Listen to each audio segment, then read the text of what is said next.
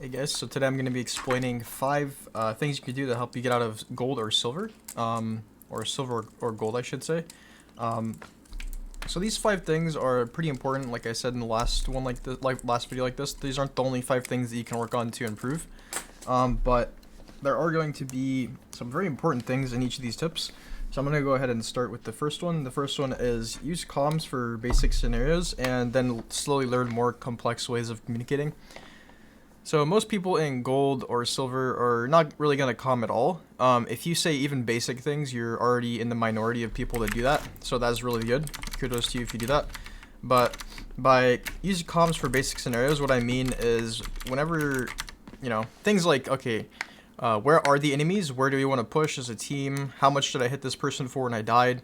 Where is a specific agent on the map? Learn callouts perhaps if you don't know them. If you don't know certain callouts, learn those. And by more complex ones, I mean you can call exactly what strat you want to do, where you want to take your teammates, where you should push as a team, what strat, like who's using what ult in certain scenarios. But really, what we want to focus on is, calling the locations of enemies, saying what ult, say where you want to go, say how much you hit people for whenever you die, basic stuff like that. And as you do that over time, you're gonna realize it's really quite easy. So you don't really have to put much effort or thought into it. You just kind of say it whenever the time is right. And after you say it, after you realize how easy it is, you can actually start to do more complex things, which is what we really want to kind of learn and focus on. So that's the first tip. The second tip is stop rage queuing and stop blaming teammates. So my last video like this, I did say stop blaming teammates, but also stop rage queuing, which means whenever you're angry, stop continuing to play, because it is just going to make the odds of you winning go down like tenfold. Basically, if you queue whenever you're upset or angry, you have a very small chance to win, and the only chance you're going to have of winning is going to be most likely your team basically just carrying you. Depending on how angry you actually get, or how tilted and how much it affects your ability to play. For me, if I've lost multiple games in a row and they've been really tilting, I know that I just need to stop playing, because I'm probably going to be throwing the game. Not necessarily on purpose, but I just get to that point where it's just not really worth actually playing, because I'm basically just throwing my rank away. So if you guys get like that, some of you probably don't, but if you do tilt and you have a tendency to rage queue, also not necessarily rage queuing, just if you're tilting or if you're having any negative emotions because as a result of playing a previous game in Valorant, then basically just take a break, stop queuing, go warm up or something, go practice your aim, practice some mechanics in the custom game, or just stop playing for the day. It doesn't really matter, just stop queuing. And the second part of this is stop blaming teammates, because blaming teammates really gets you nowhere. If you're gonna blame anyone, try to blame yourself. If you can take the blame, like if someone else is blaming another teammate and you say, nah, that was my bad, I did XYZ, then your team's gonna kind of chill out, because it's like you're taking the blame. It's just, no one's gonna be super upset if you take the blame. So if you can handle that, then that's really good. So next is stop over peeking on defense or on attack whenever the spike is planted. So this is important on defense because we just want to hold down areas. We don't need to push. Only the attackers really need to push to win the round on attack.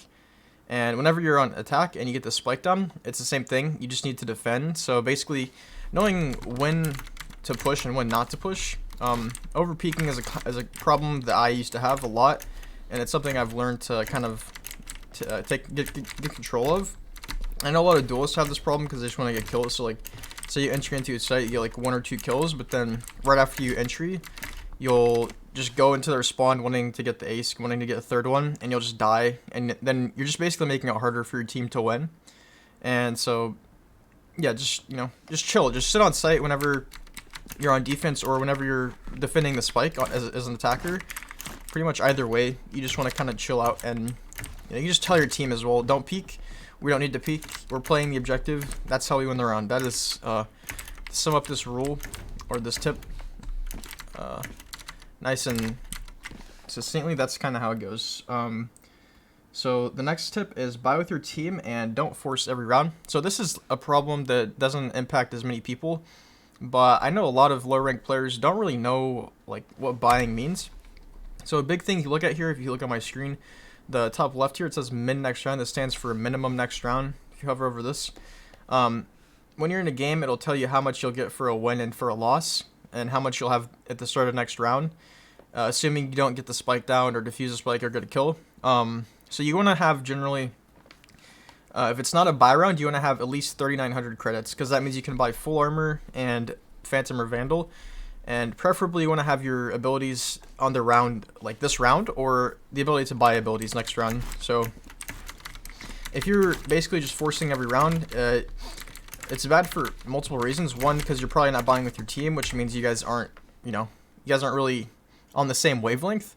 And also, you're probably not, if you're forcing every round, you're probably not going to have good weapons every round, because, you don't have enough money to do that unless you're actually just winning every single round. And if you're winning every round, it's not really a force anyway. So, if you're just buying a Spectre every round, that's going to handicap you tremendously, whether you realize it or not. Because, a lot of silver or gold players I've coached are just completely okay with buying a Spectre every single round. And while this might seem like an okay thing to do, it's really quite bad long term. And you really want to be buying with your teammates. You want to try to get these guns, and maybe the Guardian, or even like an op or something. Whatever floats your boat, you can, you can work with whatever guns. Just make sure you're buying on a reasonable wavelength with your team, if that makes sense. So the fifth and final tip is learn when to dodge a map, team, or just game, right? So whenever you load into a thing, you see a map you don't like, not only do you get the map you don't like the map that you hate least or hate most, but you also get both your mains locked, and your teammates are toxic. So what do you do in this scenario? If you play the game, then I would suggest considering learning to dodge. So not all these things have to come into play. Sometimes I'll just get a map that I really don't want to play in that scenario, and I'll just dodge it.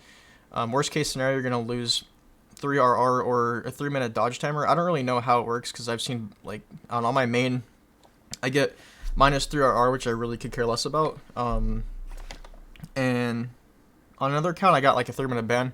So even if you get a 5-10 minute ban, it really for me personally, I don't mind waiting 3 minutes, especially if I know that the game I was gonna dodge is gonna, if I played it, it was gonna be a big loss anyway, which is just gonna be even more RR lost and more time wasted. So you can kind of see it like that pretty much.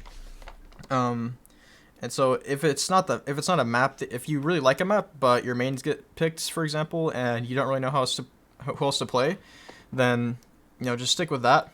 Or if you get a good map or a decent map and you get your agent, but your teammates are really toxic and they're not just trolling, then that's probably the scenario where I would consider dodging most, because playing that game is going to be really probably tough. The odds of everyone trying their absolute best is going to be significantly lowered as a result of just the toxic teammates, unless they cool off, but you can't really bank on them doing that. So you have a literal get out of jail free card, just like Jett's dash. We're about to dash out of the game before we get into a toxic team. See you guys later, just like that. But yeah, if you guys have any questions, comments, guide suggestions, anything like that, you can leave them in the comments. But otherwise, without further ado, I will see you guys in the next one. Please subscribe.